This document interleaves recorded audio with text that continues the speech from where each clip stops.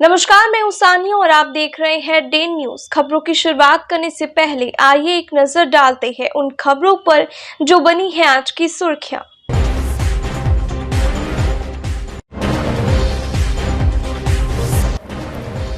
चर्चित आशुतोष शाही हत्याकांड के आरोपी डॉलर वकील की अग्रिम जमानत हुई रद्द, गिरफ्तारी की लटकी तलवार।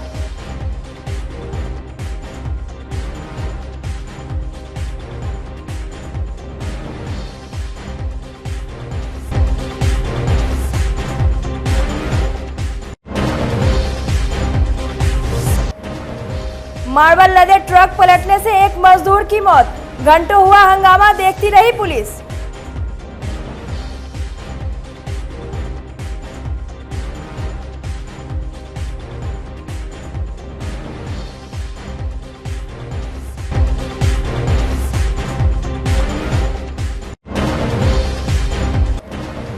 और मेला देखकर लौट रहे मामा भांजे को अपराधियों ने मारी गोली।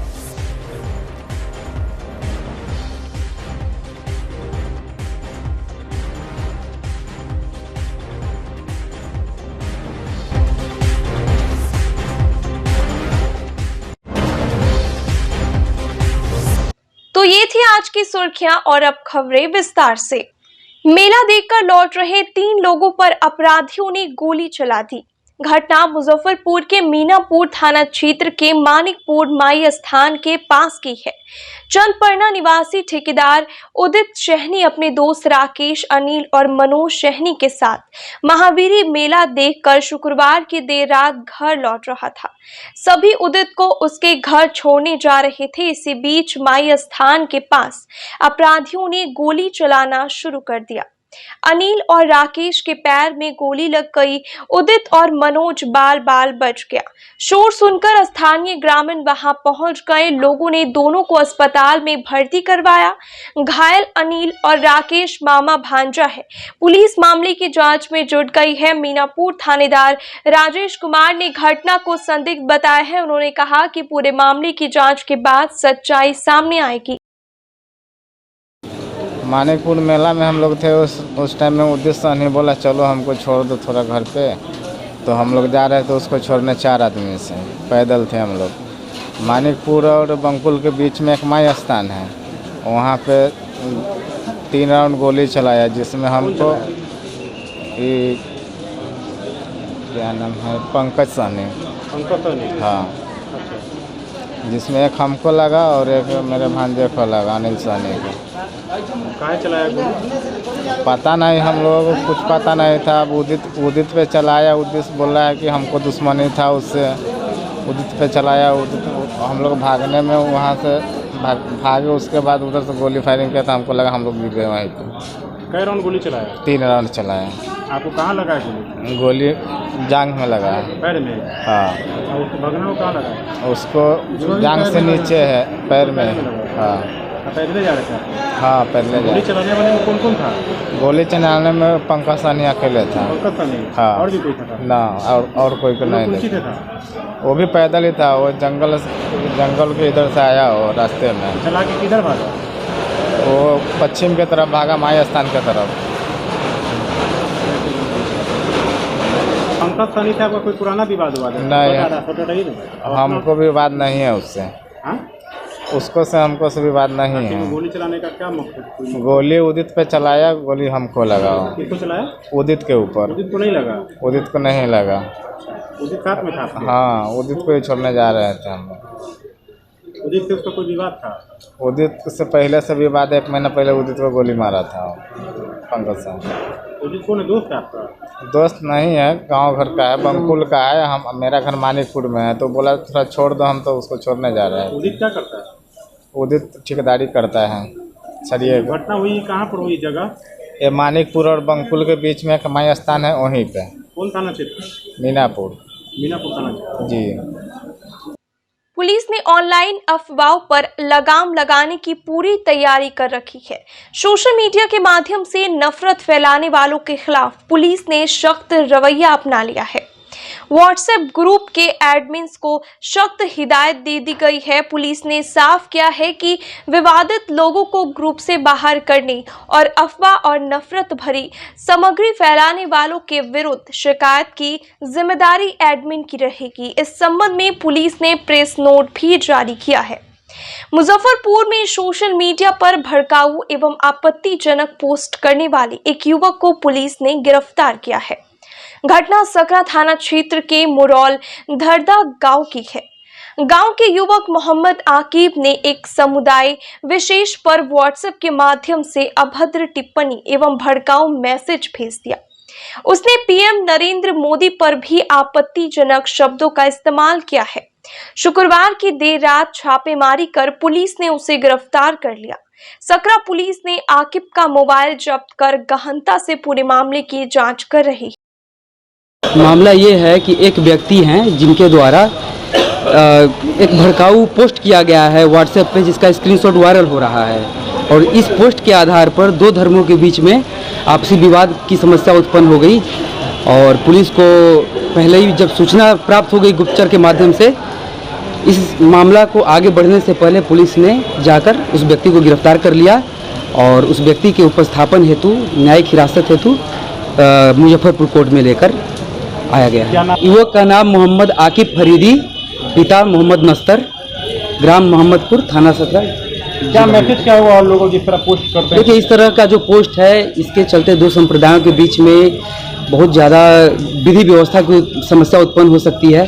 तो कृपया करके मेरे द्वारा मैसेज दिया जा रहा है सभी पब्लिक को कि ऐसा कोई भी पोस्ट आप न डालें जिसके कारण विधि व्यवस्था की समस्या उत्पन्न हो, धार्मिक विवाद हो या सामाजिक सांप्रदायिकता। नरेंद्र मोदी के बारे में भी उसमें बोला गया है। हाँ, थोड़ा मोड़ा बोला गया है।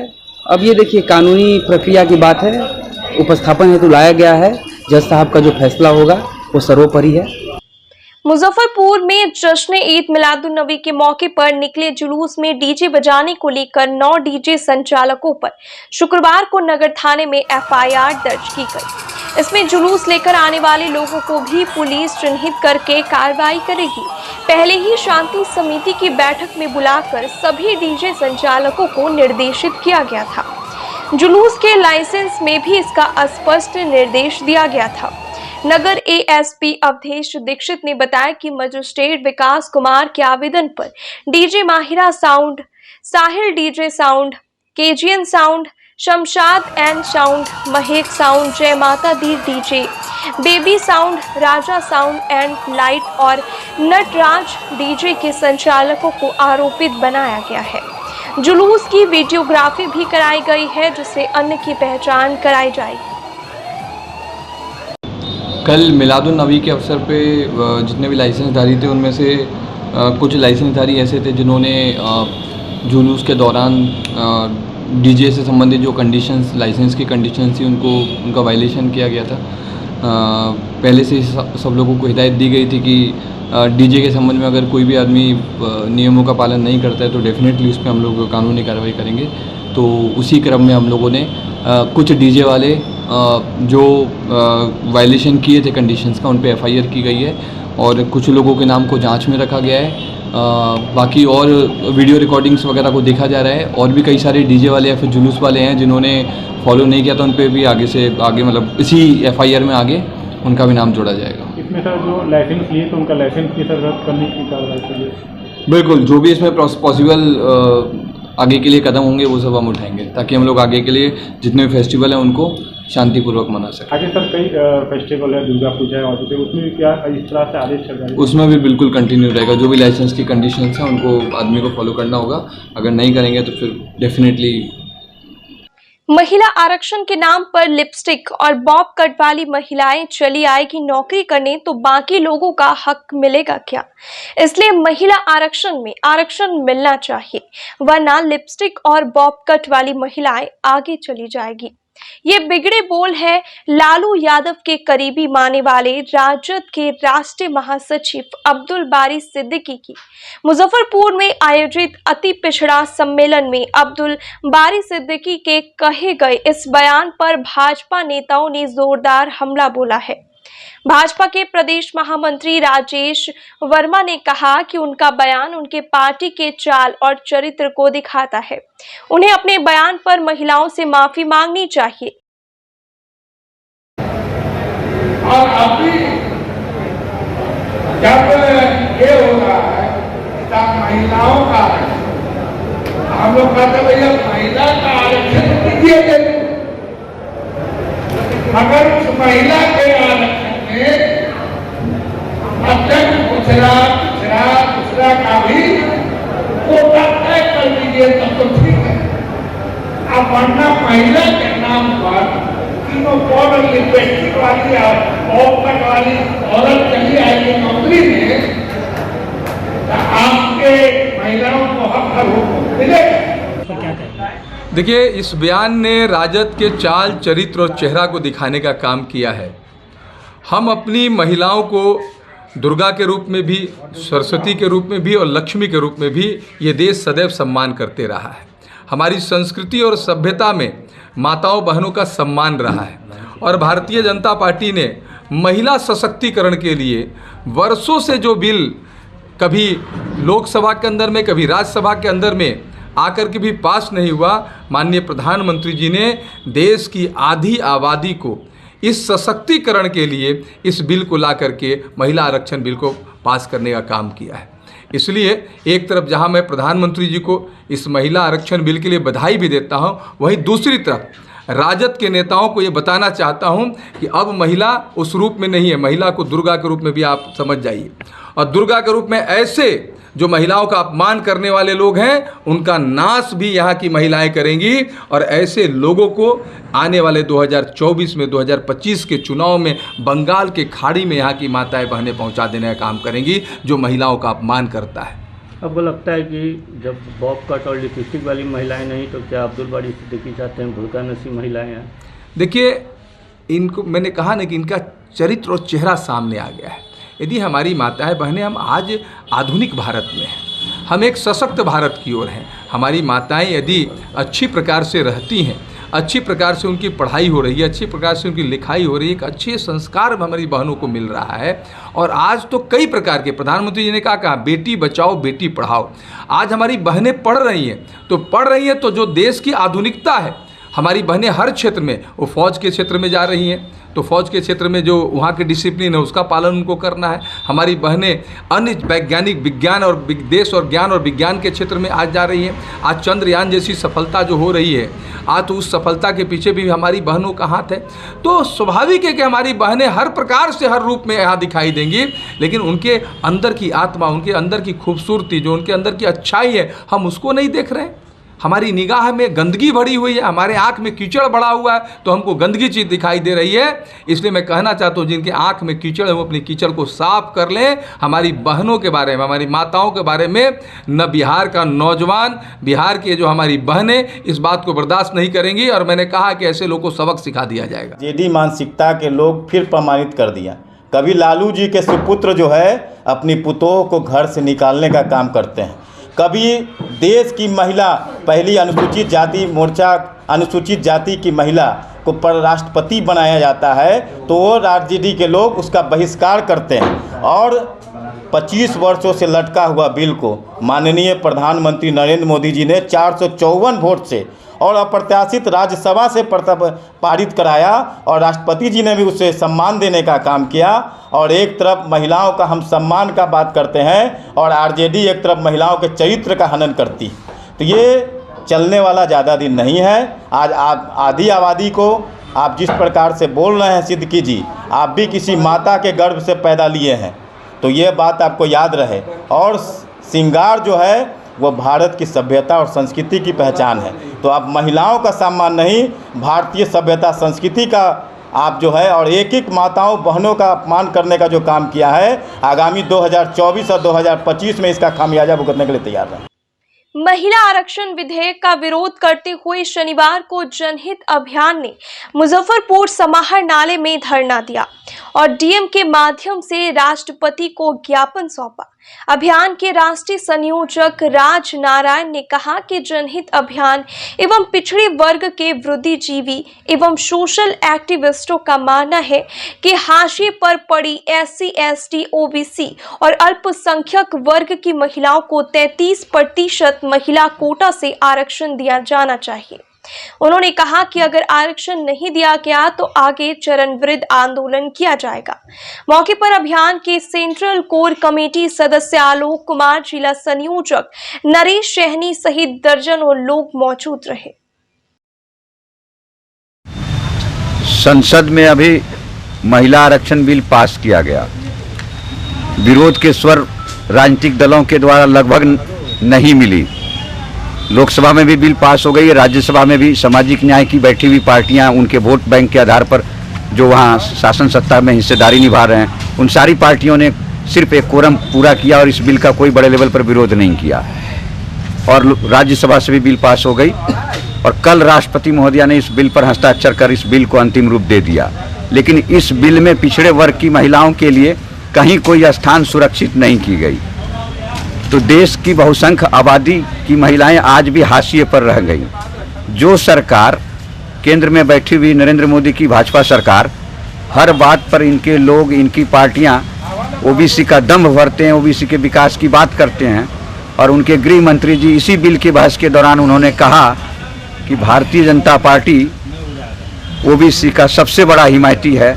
हमारी पार्टी ने 85 सांसद ओबीसी बनाए, 29 मिनिस्टर ओबीसी बनाया और देश का प्रधानमंत्री भी ओबीसी बनाया।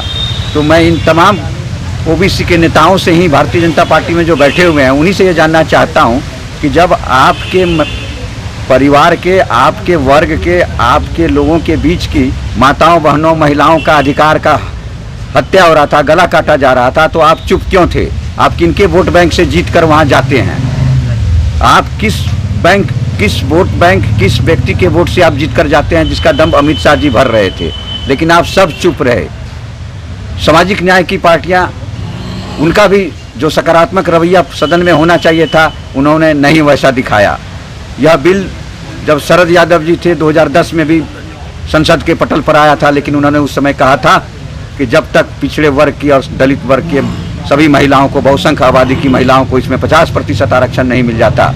जो आरक्षण आप तय करना चाहते हैं कीजिए, लेकिन उसमें 50% इस वर्ग की महिलाओं के लिए भी स्थान सुरक्षित कीजिए, नहीं तो सुकरात की तरह जहर पी के इस सदन में मैं जान दे दूंगा, लेकिन बिल पास नहीं होने दूंगा।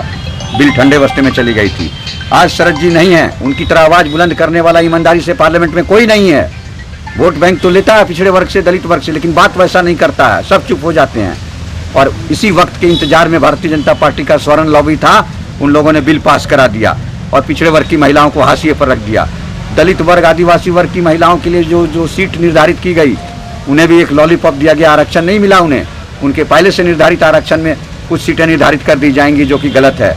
अगर आप आरक्षण देना चाहते हैं तो इस देश में जो देश के हाशिए पर पिछड़ी हुई महिलाएं हैं, उन सब लोगों को आरक्षण दीजिए। आप सिर्फ एक समूह के लिए आरक्षण देने का काम महिलाओं से मत कीजिए। इससे जो आवाज़ उठती थी सदन के अंदर, पिछड़े वर्ग की उपस्थिति वहाँ कम हो जाएगी, विधानसभाओं में उसकी उपस्थिति कम हो जाएगी।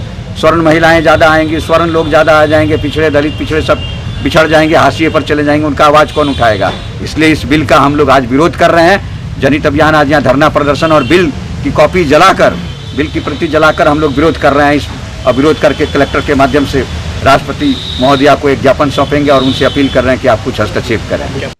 शनिवार को एक बार फिर मौसम का मिजाज बदल गया। बढ़ती गर्मी और तपिश से लोगों को राहत मिली। पिछले 2 दिनों से मुजफ्फरपुर के लोग उमस भरी गर्मी से बेहाल थे। शनिवार की सुबह से ही आसमान में बादल छाए रहे। दोपहर होते तेज हवा के साथ झमाझम बारिश शुरू हो गई। लोग मौसम का आनंद लेते भी दिखाई दी। देर शाम तक आसमान में बादल छाए रहे। मौसम विभाग की माने तो रविवार को भी बारिश होने की संभावना है। 2 दिनों से भारी उमस की गर्मी चल रही थी और आज जो मौसम थोड़ा सा जो है आया है, तो इससे बहुत ज़्यादा राहत मिला है। और बरसात होने से और ज़्यादा गर्मी से जो है लोग एकदम बेहाल थे। टेम्परेचर बहुत ज़्यादा इधर हो रहा था, सो राहत मिला है और मौसम एकदम खुशनुमा हो चुका है। लोगों के चेहरे पर खुशी है कि कम से कम राहत मिला। छात्र राजद भारत के बिहार विश्वविद्यालय अध्यक्ष आदिल अशफाक के नेतृत्व में एक प्रतिनिधि मंडल शनिवार को परीक्षा नियंत्रक से मुलाकात कर बीबीए सेशन 2021-24 फोर्थ सेमेस्टर और बीसीए सेशन 2020-23 5 सेमेस्टर का परीक्षा फॉर्म भरने की तारीख बढ़ाने को लेकर ज्ञापन सौंपा। छात्र नेता अभिजीत कुमार ने कहा कि काफी संख्या में छात्र परीक्षा फॉर्म भरने से वंचित हो गए। आदिल अशफाक ने कहा कि परीक्षा नियंत्रक ने आश्वासन दिया है कि कोई भी छात्र परीक्षा फॉर्म भरने से वंचित नहीं रहेंगे। मौके पर रोहित कुमार, आनंद केतुल, पंकज कुमार, अजीत इकबाल, रॉकी, नाजीर, परवेज सहित कई अन्य छात्र नेता मौजूद रहे।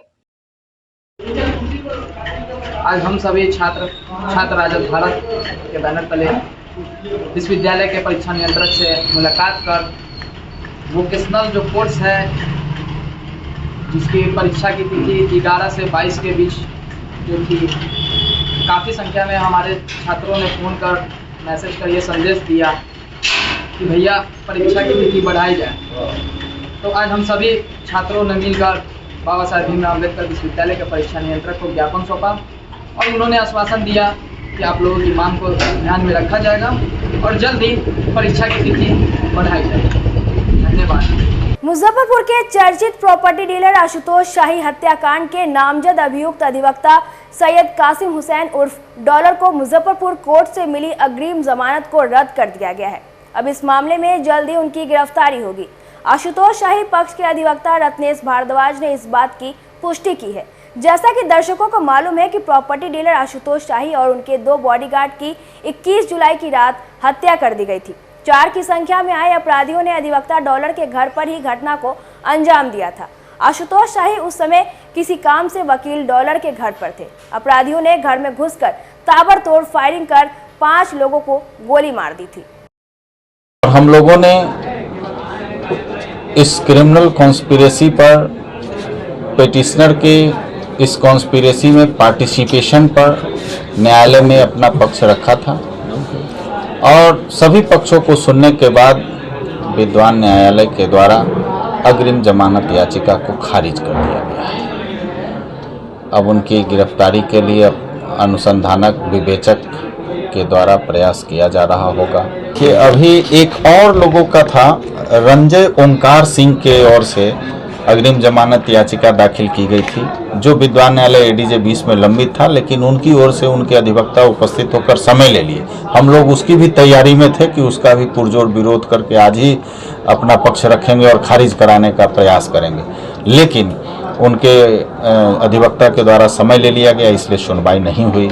और एक जो काराधीन है विक्रांत कुमार शुक्ला उर्फ बिक्कू शुक्ला, उनकी ओर से नियमित जमानत याचिका दाखिल की गई है जिसकी सुनवाई विद्वान जिला एवं सत्र न्यायाधीश महोदय मुजफ्फरपुर के यहाँ है। अब उसमें सामने पता चलेगा कि उसका क्या ट्रांसफ़र होगा या उन्हीं के यहाँ रेगुलरली सुनवाई होगी। सैयद कासिम की गिरफ्तारी कितना समय क्यों लगा, मतलब कासिम जी को लेकर? कासिम जी के में हुआ ऐसा था कि इनका जो जमानत याचिका अग्रिम जमानत याचिका दाखिल किया गया था, दाखिल करने के समय सैयद कासिम पुलिस के अभिरक्षा में कहिए कस्टडी में उनका इलाज चल रहा था। पुलिस के द्वारा गिरफ्तार किया गया था उनको 24 तारीख को ही, जैसा कि ऑर्डर शीट में भी है। माननीय सीजीएम साहब का जो केस रिकॉर्ड है उसमें भी ऐसा विदित होता है कि नहीं, इनकी गिरफ्तारी हुई थी। हम लोगों ने बाकायदा नकल निकाला था, कोर्ट रिकॉर्ड है और कोर्ट रिकॉर्ड पर, कोर्ट के ऑर्डर पर फुल फेथ होती है, फुल क्रेडिबिलिटी होती है। लेकिन इस बात को छुपाते हुए इनके द्वारा अग्रिम जमानत याचिका दाखिल कर दिया गया। अब अग्रिम जमानत याचिका दाखिल कर दिया गया और तथ्यों को छुपाते हुए विद्वान जिला एवं सत्र न्यायाधीश महोदय से नो कोअर्सिव स्टेप का आदेश ले लिया गया था। अब विद्वान जिला एवं सत्र न्यायाधीश महोदय के द्वारा नो कोअर्सिव स्टेप के आदेश के बाद इस मामले को एडीजे 14 साहब के यहाँ स्थानांतरित कर दिया गया था।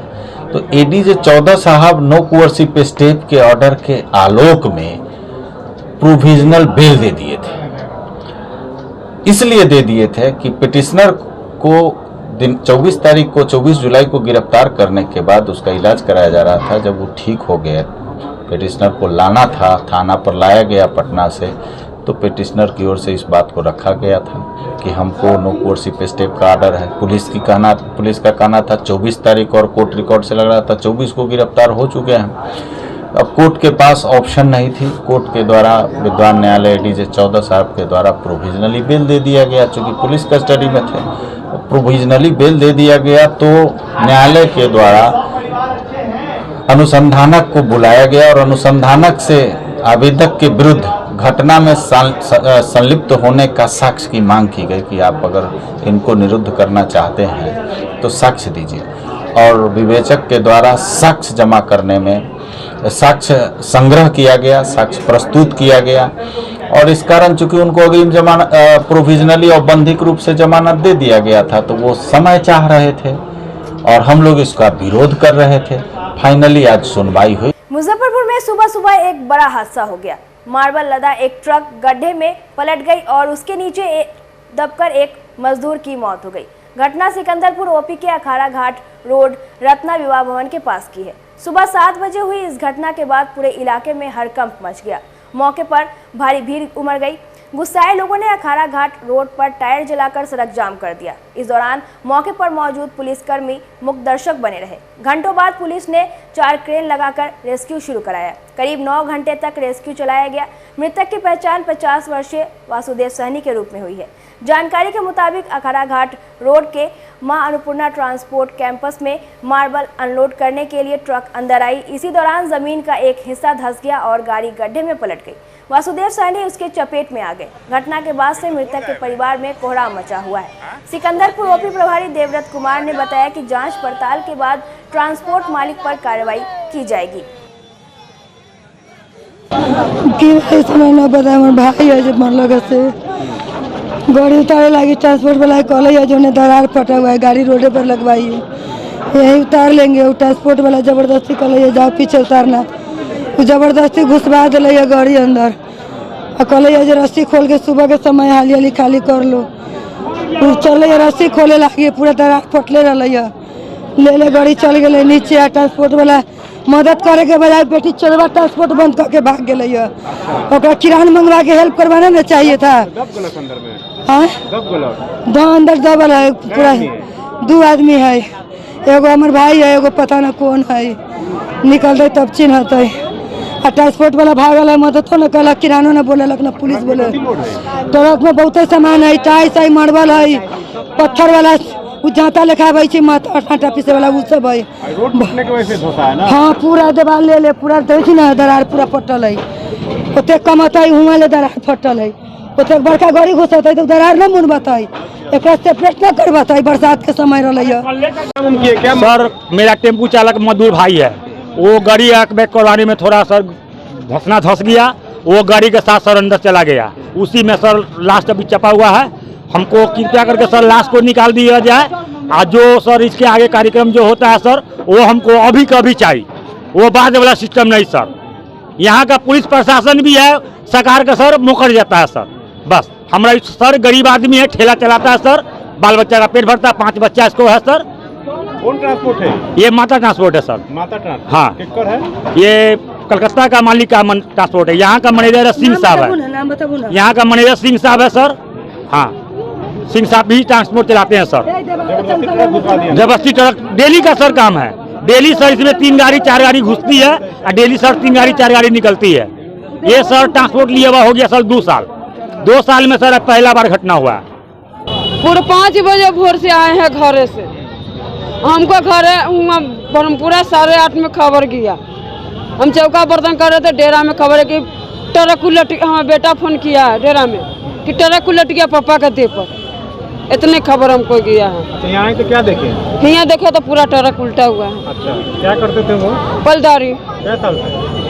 जब हम कहे ना जब से मेरा शादी हुआ तब से हमको पलदारी कर रहे हुए। शादी का हमको कम से कम 20 साल से ऊपर शादी, 40 वर्ष शादी के हुआ। पलदारी करते थे? हाँ। कितना घंटे के बाद बॉडी निकला है? कितना टाइम हुआ हमको नहीं? 3-4 बज रहा है। 4 बजे 4 बजे 4 बजे अभी निकला है। सब देख देख के चल गया है। क्या चाहती हैं? हमको इंसाफ चाहिए। हमको कोई कमा के देने वाला नहीं है। एगो बेटा है, मने एगो बेटा छोटा, एगो नर्सरी है, उनका कोई देखने वाला ना है। हम पुतो है, दूगो पति है। हाँ, इंसाफ चाहिए हमको। मुआवजा चाहिए। हाँ, जहाँ काम करते थे वो लोग के बाद उपाय है? नहीं, हम उन लोग को हम नहीं चिनते हैं, नहीं पहचानते। नहीं, हमको यहाँ नहीं रहते, हम सीधा अपना ब्रह्मपुरा रहते। यहाँ से 10 बजे रात में वो जाते थे और 5 बजे भोर में आते थे, डेली प्रतिदिन काम करते? हाँ, प्रतिदिन। हाँ, सुबह 8:30 बजे सूचना प्राप्त हुई कि अखाड़ा घाट रोड स्थित जर्दा फैक्ट्री रोड के किनारे एक अन्नपूर्णा ट्रांसपोर्ट है, उसी की गाड़ी खाली करने के क्रम में एक मजदूर, बगल में गड्ढा था तो टायर धंसने से ट्रक पलटी हो गया। इसी क्रम में एक मजदूर चपने से उसकी मृत्यु हो गई। कितना देर का रेस्क्यू चला, उस पर ट्रक हटाया गया? लगभग 8 से 9 घंटा रेस्क्यू लगातार जारी रहा। क्रेन वगैरह भी ज़्यादा बुलाया गया था? 4 क्रेन, क्योंकि जगह संकीर्ण था और जुगाड़ था नहीं, इसके बदले में 4 क्रेन आया, सफलतापूर्वक बॉडी को निकाल लिया गया है। इसमें जो ट्रांसपोर्टर का लापरवाही सब दिखता है, छोटा रोड में ट्रक घुसा देना, वो तो आगे जांच की जा रही है, इस पर निगरानी रखी जाएगी। भाजपा के प्रदेश महामंत्री राजेश शर्मा शनिवार को मुजफ्फरपुर के दलित बस्ती में चौपाल लगाकर लोगों की समस्याओं को सुना और केंद्र सरकार की योजनाओं की जानकारी दी। कार्यक्रम की शुरुआत अंबेडकर और संत गाडगे की प्रतिमा पर माल्यार्पण कर हुई। इसके बाद राजेश वर्मा और भाजपा प्रदेश सह मीडिया प्रभारी प्रभात कुमार ने सिकंदरपुर सामुदायिक भवन और अंबेडकर नगर में पौधारोपण किया। मौके पर मंडल अध्यक्ष पार्षद अमित कुमार, सुरेश चौधरी, अनुसूचित मोर्चा के जिला अध्यक्ष फेकू राम सहित सैकड़ों कार्यकर्ता मौजूद रहे। देखिए, माननीय प्रधानमंत्री जी के जन्म दिवस के अवसर पर भारतीय जनता पार्टी का सेवा पखवाड़ा का कार्यक्रम चल रहा है। इस सेवा पखवाड़ा कार्यक्रम के अंतर्गत जहां हम सबों ने स्वास्थ्य शिविर लगाने का काम किया, वहीं युवा मोर्चा के कार्यकर्ताओं ने बिहार के सभी जिले में रक्तदान शिविर चलाने का भी काम किया है। अभी जो आयुष्मान कार्ड अपना है, वो आयुष्मान कार्ड बनाने का काम अभी चल रहा है। भारतीय जनता पार्टी के सभी कार्यकर्ता लोगों के बीच में ये जागरूकता अभियान चला रहे हैं कि हमारा आयुष्मान कार्ड ज्यादा से ज्यादा बिहार के लोगों का बने, जिससे कि प्रधानमंत्री जी ने स्वास्थ्य के क्षेत्र में गरीबों के इलाज के लिए जो प्रधानमंत्री जी ने क्रांतिकारी पहल किया है, उसका लाभ सब लोगों को मिल सके। आज इसी तहत भारतीय जनता पार्टी के इस कार्यक्रम के तहत अपने एक जो अनुसूचित भाई के लोग के बीच में, उस बस्ती के बीच में अंबेडकर नगर जो हमारा सिकंदरपुर मोहल्ला है मुजफ्फरपुर में, आज उस बीच में हूँ। वहीं माननीय प्रधानमंत्री जी ने जो गरीबों के लिए जन कल्याणकारी योजनाएं चलाई हैं, चाहे वो उज्ज्वला जैसी योजना हो, चाहे प्रधानमंत्री के द्वारा कोरोना के समय में लोगों को भूखे न मरने का जो संकल्प था कि भारत का कोई एक नागरिक भूखे न मरे, ऐसे सभी लोगों को जिसको कोरोना के समय अनाज मिला है, ऐसे सभी लोगों को जिनको प्रधानमंत्री आवास योजना मिली है, चाहे कोविड के समय, महामारी के समय कोविड का टीका मिला है, ऐसे सैकड़ों जो लाभार्थी हमारे हैं उनसे मिला, उनसे मिल करके उनके हालचाल को भी जाना है और उनके मन के अंदर जो मोदी जी के प्रति श्रद्धा और सम्मान है। उन लोगों ने कहा कि कोविड के समय में यदि किसी ने जान बचाने का काम किया, यदि मोदी जी नहीं होते तो हम सब लोग का जान नहीं बचता, गरीब भूखे मर जाते। तो ऐसे प्रधानमंत्री जी के प्रति जो देश की सुरक्षा में भी लगे हैं, गरीबों के लिए भी काम कर रहे हैं, ऐसे लोगों के अंदर बहुत ही जबरदस्त उत्साह है। और मैं तो देख रहा हूं कि मैं जितना योजनाओं के बारे में बताता हूं, उससे ज्यादा योजनाओं की जानकारी उन लोगों के पास में भी है और वो सब लोग इस योजना से काफी लाभान्वित हुए हैं और मोदी जी की तरफ एक उम्मीद भरी निगाह से देख रहे हैं और लोगों में अंदर बहुत उत्साह है। इस उत्साह को देख के मैं कह सकता हूं कि 2024 में भी मोदी जी को लेकर के बिहार के ऐसे हमारे समाज के सभी वर्ग के लोग, खासकर हमारे अनुसूचित भाई के लोगों के अंदर है कि मोदी जी यदि रहेंगे तो इस देश में कोई गरीब भूखा नहीं रह सकता है। मोदी जी रहेंगे तो एक नया देश कीर्तिमान स्थापित कर रहा है। तो इस तहत आज हम सब लोग पूरे अंबेडकर नगर के माताओं बहनों से मिले हैं, अपने बुजुर्गों से मिले हैं और सबको हम लोगों ने अपील किया है कि आप आयुष्मान कार्ड को बनवाइए। यहाँ एक दिन हम सब लोग कैंप भी लगाने वाले हैं, 1-2 दिनों के अंदर में कैंप भी यहाँ लगाया जाएगा और कैंप लगा करके यहाँ के लोगों का आयुष्मान कार्ड बनवाने का काम यहाँ के सभी हमारे कार्यकर्ता भाइयों ने भी तय किया है। संगठन मजबूत होगा तो पार्टी मजबूत होगी और आने वाले चुनाव में इसका लाभ पार्टी को मिलेगा। इसी उद्देश्य से शनिवार को लोजपा रामविलास के संसदीय बोर्ड का संगठन विस्तार कार्यक्रम मुजफ्फरपुर के बेला रोड में आयोजित की गई, जिसमें मुख्य अतिथि के तौर पर संसदीय बोर्ड के जिला अध्यक्ष कौशल किशोर ठाकुर, लेबर सेल के जिला अध्यक्ष पवन कुमार राय और छात्र प्रकोष्ठ के जिला अध्यक्ष अमृत राज समेत विभिन्न प्रकोष्ठों के पदाधिकारी मौजूद रहे। जिला अध्यक्ष कौशल किशोर ठाकुर ने संसदीय बोर्ड के महानगर अध्यक्ष, पारू प्रखंड अध्यक्ष और जिला सचिव नियुक्त किया गया। दर्जनों लोगों ने पार्टी की सदस्यता ग्रहण की। महानगर अध्यक्ष शुभम सम्राट ने कहा कि चिराग पासवान को 2025 में मुख्यमंत्री बनाना है। और हमारे नेता चिराग पासवान जी का भी यही सपना है कि संगठन को मजबूत करना है। संगठन मेरा मजबूत होगा, पार्टी हमारी मजबूत होगी तो हम पूरे बिहार में 2025 में राज करने का सोचेंगे। और हम राज नहीं, हम अपने बिहार वासियों को अगले समय में जो है रोजगार, शिक्षा, स्वास्थ्य, इस सभी विषयों पर अच्छे काम कर उनका बिहार को आगे बढ़ाने का सपना देख रहे हैं। बिहारी फर्स्ट जो उनका सपना है वह हम कार्यकर्ताओं को जिम्मा दिया है कि इस बिहारी फर्स्ट विजन को आगे बढ़ाना है। इसके लिए संगठन को मजबूत करना होगा और हर गांव, हर घर जाकर उनकी जो व्यवस्था है कि हर घर जाकर दिया जलाना है। हमारे नेता का ये जो सपना है, इस सपना को साकार करने के लिए हम लोग अपने नेता का जो विज़न है बिहारी फर्स्ट, इस विज़न को साकार करने के लिए हर घर, हर क्षेत्र में जाके और अपने हर साथी को जोड़ने का काम कर रहे हैं और उनसे अपने विज़न को बताने का काम कर रहे हैं। आज का कार्यक्रम जो हम लोग का है वो महानगर अध्यक्ष मुजफ्फरपुर पार्लियामेंट्री बोर्ड के राजीव रंजन जी को नियुक्त किया गया है और राजीव रंजन भाई के साथ उनके जो और भी प्रखंड के कमेटी, जिला कमेटी में 2-3 लोग को ज्वाइनिंग मिली है। और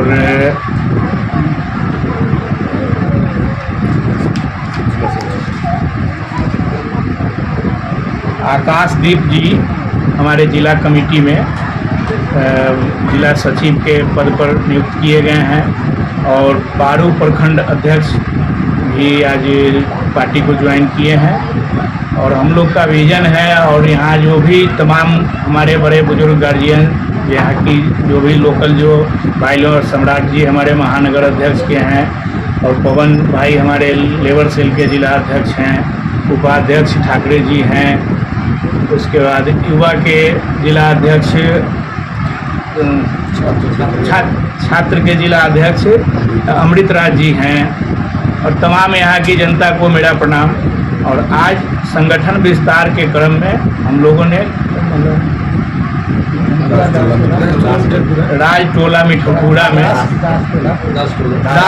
मिठनपुरा में इस कार्यक्रम को किया गया है और इससे आज जो सहानुभूति लोगों की मिली है उससे पार्टी के प्रति लोग अपना आस्था व्यक्त किए हैं और बिहारी फर्स्ट को मजबूत करने के लिए लोगों ने संकल्प लिया है और आदरणीय राष्ट्रीय अध्यक्ष चिराग पासवान जी के हाथों को मजबूत करने के लिए लोगों ने आज दासटोला मिठनपुरा में संसदीय बोर्ड की बैठक हुई है जिसमें विशिष्ट मुख्य अतिथि के तौर पर संसदीय बोर्ड के जिला अध्यक्ष श्री कौशल किशोर ठाकुर और लेबर सेल के जिला अध्यक्ष पवन कुमार राय, छात्र प्रकोष्ठ के जिला अध्यक्ष अमृत राज जी समेत विभिन्न प्रकोष्ठों के पदाधिकारी मौजूद थे। इन पदाधिकारी की मौजूदगी में संसदीय बोर्ड के जिला अध्यक्ष कौशल किशोर ठाकुर जी के द्वारा संसदीय बोर्ड का महानगर अध्यक्ष, संसदीय बोर्ड का पारू प्रखंड अध्यक्ष और संसदीय बोर्ड का जिला सचिव नियुक्त किया गया है, उनको मनोनीत किया गया है। साथ ही साथ जो महानगर अध्यक्ष राजीव रंजन जी, उनके साथ कई दर्जनों साथियों ने, बहुत पुराने साथी जिन्होंने एक समय पार्टी के साथ थे लेकिन उसके बाद पार्टी से किसी कारणवश अलग हो गए थे, उन लोगों को चुन कर राजीव रंजन जी ने पार्टी से जोड़ने का काम किया है। वो सब लोगों ने आज पार्टी की सदस्यता ली है और कुछ दिनों में उनको भी पार्टी के मनोनीत पदाधिकारी के रूप में राजीव रंजन जी नामित कर देंगे। और साथ ही साथ यहाँ की जो दासटोला मिठनपुरा में अभी हम लोग हैं और यहाँ के जो लोग हैं इनके जज्बे को मैं सलाम करता हूँ कि इतना आंधी हुआ, इतना पानी हो रहा है, लगातार बारिश हो रहा है, छाता रख के भी ये लोग हमारे बीच बैठे रहे, हमारे नेता श्री चिराग पासवान को समर्थन करते रहे, राजीव रंजन जी का समर्थन करते रहे, सुरेश पासवान जी समेत जितने भी यहाँ के नेता है जो लोजपा रामविलास को मजबूत कर रहे हैं, उन सब लोगों को मैं तहे दिल से धन्यवाद और सब लोगों का आभार प्रकट करता हूँ, क्योंकि इनकी वजह से ही ये कार्यक्रम अभूतपूर्व सफल रहा है। जितना बारिश और जितना पानी और आंधी के बीच ये लोग हम लोगों के साथ मौजूद रहे, उसके लिए सबसे ज़्यादा यहाँ के जो लोग हैं, जो लोग मौजूद थे, उन लोगों को विशेष धन्यवाद। और कार्यक्रम में जो पूरा कार्यक्रम हुआ है वो संगठन विस्तार का था संसदीय बोर्ड का, जिसमें मुख्य अतिथि जो थे वो जिला अध्यक्ष थे और महानगर अध्यक्ष सहित पारू प्रखंड अध्यक्ष और जिला सचिव का मनोनयन जिला संसदीय बोर्ड के जिला अध्यक्ष जी के। बिहार सड़क सुरक्षा नियमावली 2022 के अंतर्गत शनिवार को मुजफ्फरपुर जिला सभागार में आयोजित जिला सड़क सुरक्षा समिति की बैठक में सभी ट्रैफिक थानों को नियमित रूप से नियमानुसार चालान काटने का निर्देश दिया गया। रविवार 1 अक्टूबर से शहरी क्षेत्र में डीजल वाहनों के परिचालन पर पूर्णतः प्रतिबंध लग जाएगा। निर्देश दिया गया कि स्थलीय भ्रमण कर आवश्यकता अनुसार स्कूल का साइन बोर्ड निर्धारित स्थलों पर लगाए। ब्लैक स्पॉट पर कार्रवाई की समीक्षा की गई, जिसमें 18 ब्लैक स्पॉट पर कार्रवाई की गई है। शेष 22 ब्लैक स्पॉट और वर्तमान में दुर्घटना जिसमें 3 या उससे अधिक व्यक्तियों की मृत्यु हुई है, वैसे स्थलों पर यथाशीघ्र कार्रवाई करने का निर्देश दिया गया। बैठक में ग्राम पंचायत, नगर परिषद एवं नगर निगम में सड़क सुरक्षा में मृत आंकड़ों की समीक्षा की गई, जिसमें सर्वाधिक मामला ग्रामीण क्षेत्रों में पाया गया। इस प्रकार ग्रामीण क्षेत्र के थानाध्यक्षों को हेलमेट सीट बेल्ट कवरेज के लिए निर्देशित करने की आवश्यकता है। बैठक में जिला परिवहन पदाधिकारी, अनुमंडल पदाधिकारी, पूर्वी पश्चिमी डीएसपी मुख्यालय उपस्थित थे। हमारे प्रत्येक मंथ जो है रोड सेफ्टी की बैठक होती है, उसी का है कि दुर्घटना कैसे रुकेगी, बस उसी की ही बैठक थी। सर आज रात 12 बजे से सर पुराने गाड़ी का प्रचलन भी बंद होने की बात आ रही है। ये तो गवर्नमेंट का नोटिफिकेशन, आप पहले से ही जान रहे हैं कि आज मध्यरात्रि से ये बंद हो जाएगा। सर ये नाबालिग लड़के लोग जो गाड़ी चला रहे हैं, ऑटो रिक्शा चलाते हैं, ई रिक्शा चलाते हैं, उनके लिए सर क्या उसके लिए प्रावधान है, फाइन हो रहा है। हम लोगों ने अभियान चलता रहा, ट्रैफिक डीएसपी साहब सबके यहाँ से फाइन हो रहा है, संज्ञान में आते ही सबका फाइन किया जाएगा। 28 तारीख से मुजफ्फरपुर समाहरणालय में चल रहे राष्ट्रीय मुसहर भूइयां संघ का अनशन शनिवार को तीसरे दिन भी जारी रहा। अनशनकारी की हालत बिगड़ने लगी है। जिला अध्यक्ष जितेंद्र कुमार मांझी ने बताया कि राज्य सरकार ने महादलितों को शिक्षा से जोड़ने के लिए शिक्षा सेवक की बहाली निकाली थी। इसमें जिला शिक्षा पदाधिकारी और जिला कार्यक्रम पदाधिकारी साक्षरता ने सरकार के मापदंड की अनदेखी कर कम जनसंख्या वाले समुदाय के टोला में शिक्षा सेवक के पद का सृजन कर दिया। अधिक संख्या वाले टोला को वंचित कर दिया गया है। संघ की मांग है कि इसकी समीक्षा कर फिर से शिक्षा सेवक की बहाली के लिए पद सृजन किया जाए। साथ ही मत्स्य विभाग में रोजगार सृजन कर दलित जाति के लोगों को जलकर में भागीदारी दी जाए।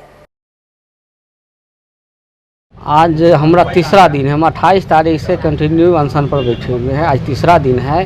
हम लोग बैठे हुए हैं टोला सेवक में जो बड़े पैमाने पर जो धांधली किया गया है, जिला शिक्षा पदाधिकारी, जिला कार्यक्रम पदाधिकारी और साक्षरता कर्मी कुंदन कुमार के द्वारा जो बिहार सरकार के द्वारा महादलितों के लिए टोला सेवक की बहाली निकाली थी, उसमें सरकार का उसमें गाइडलाइन है कि पहला प्राथमिकता महादलित में पहला प्राथमिकता मुसहर को दिया गया है।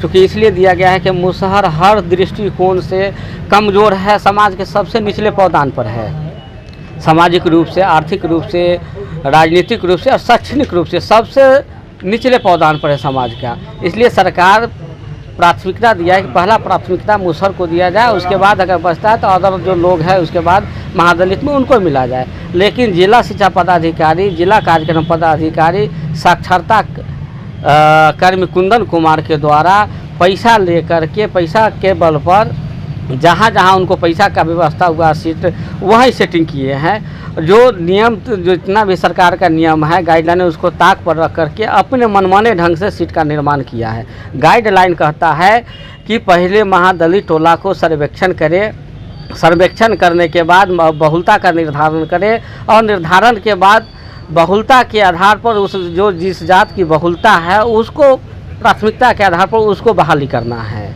लेकिन ये जिला शिक्षा पदाधिकारी, जिला कार्यक्रम पदाधिकारी कुंदन कुमार, साक्षरता कर्मी पैसा लेकर के सारा सीट अदर लोगों के झोला में डाल दिया है। जहां से उनको पैसा मिलने वाले था वहां उन्होंने सीट का निर्माण किया है। हमारे समाज पूर्ण रूप से इस बहाली से, टोला सेवक की बहाल से वंचित है। उसी के खिलाफ में लगातार आज तीसरा दिन हम लोगों का अनशन का कार्यक्रम है और आपके माध्यम से, ये अनशन के माध्यम से जिला समाहर्ता महोदय से हम मांग कर रहे हैं कि इसको पुनः नए ढंग से सर्वेक्षण करा करके नए ढंग से सीट का निर्माण करें ताकि हमारे समाज का टोला सेवक में इसका लाभ मिल सके। अभी तक आज जो है सो एक मजिस्ट्रेट एडिशनल कलेक्टर साहब जो है सो आदमी को भेजे हुए थे, उनसे वार्ता हुई है तो उन्होंने कहा है कि ये तो डीएम साहब की बस की चीज़ है, डीएम साहब कार्रवाई करेंगे। आप आवेदन दिए हैं, हम डीएम साहब आएंगे, डीएम साहब को हम इससे अवगत करा देंगे। तो फिर डीएम साहब मिलिएगा, उसके बाद आगे की बात होगी।